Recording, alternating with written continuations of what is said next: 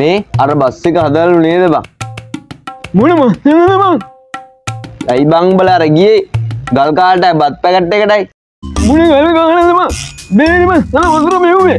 හන්දරිද නවා. අම්මෝ ගහන්නේ බං. ඕල් බේස් නම් මහින්නේ. මං ගුලිය බං. මවුනාම තාම වරමියදනෝ. මේ හංකෝ සීන් එක මට තමයි මේ ලෝකෙ දක්ෂම කෙල්ල ඉන්නේ බං. පට්ට මොලයක් බං ඒකට තියෙන්නේ. මගේ වාසනාවට ඒ වගේ කෙල්ලෙක් හම්බුනේ බං. අඩෝ මරුනේ බං. අඩෝ මම ඊයේ ගිත් එක රූම් ගියා බං.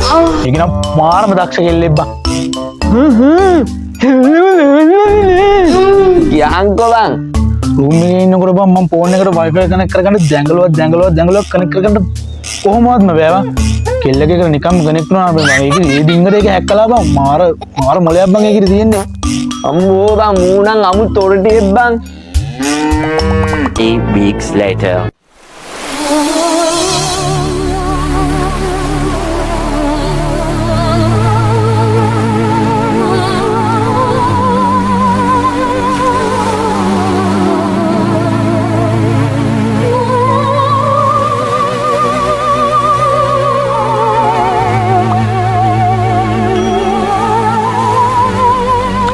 මොකද බං ගුලිය මූණ අතරස් වෙලා?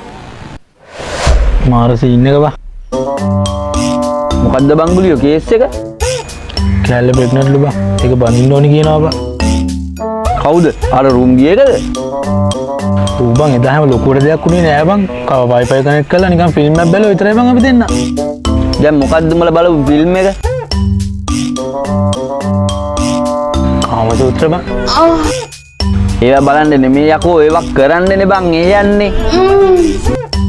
ඒ කියව මුකුත් දන්නේ නෑ බං. ඒකයි මම දාලා පෙන්නුවේ බං. ඉදා රූම් ගිය එකමද දැන් ප්‍රෙග්නන්ට් උනේ? ඔව් බං. ඈ බං ෆිල්ම් බලම කොහොමද යකෝ ප්‍රෙග්නන්ට් වෙන්නේ? බලපිට ඔගේ අං එනවද කියලා. ඒක මට මාරම ලව් බං. මට තේරෙන්නේ නෑ බං. ඒක දැන් බඳිමු කියනවා බං. මම උඹට කතාවක් කියන්නද?